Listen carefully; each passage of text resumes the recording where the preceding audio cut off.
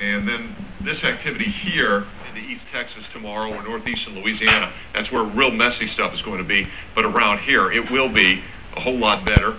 Again, a big view of how many advisories, winter weather advisories there are from New England through the upper Midwest, Central Plains. Oklahoma City, we've had anywhere from 2 to 3 inches, approaching 3, and I tell you what, it's coming down now, out there in a big hurry. And it's going to continue to come down for the next several hours. Today's storm, well, sleet and snow in the west and the northwest. That's about ready to wind down now. The back edge of this is moving out of western Oklahoma, mainly sleet and snow for Oklahoma City. We had a little bit of freezing rain earlier this morning, but that's really all gone now. And really, the risk of ice today is going to be to the south and to the southeast of Oklahoma City. We're talking about that freezing rain, which is ice, and everything ends really statewide almost this evening. Again, western Oklahoma, it'll end there the next couple of hours, and then here in the metro, by 1 o'clock or so, 2 o'clock time frame, it should start to taper off and then push off into southern and eastern Oklahoma for this afternoon. Our very own, the one and only Mark Dillard, he's out and about. He's been out all morning long. Let's check in with him. Mark, what's the latest? Where are you, and what's going on?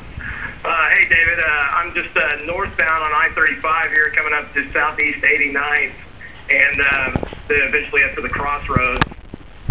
Basically, the precipitation in this area is kind of a mixed bag between a little bit of freezing rain to sleet, moderate sleet, and the conditions of the road continue to really kind of deteriorate.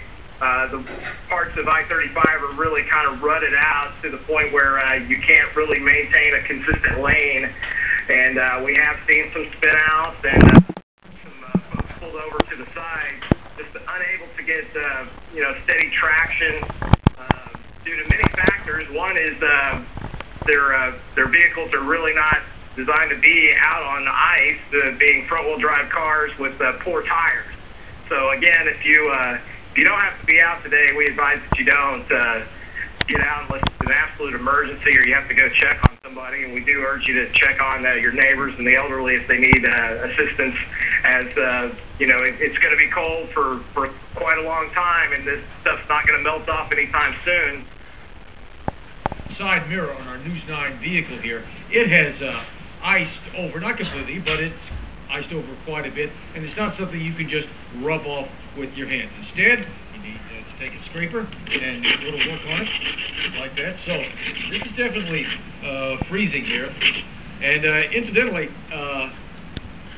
this is something that can save you a lot of grief. It's a necessary tool to have if for any reason you're out and you leave your car outside and it gets iced over. It's not very expensive. Look, this one still has the price tag on it. At 7-Eleven, only $1.39. You pay $1.39 now, and you save yourself a lot of grief and frustration and anxiety and vexation in the future. Not any precipitation to speak of right now, and our fog appears to have lifted a little down here on the north side of Norman. Few vehicles, mainly 18-wheelers out on I-35, moving along with no apparent difficulty. Back to you.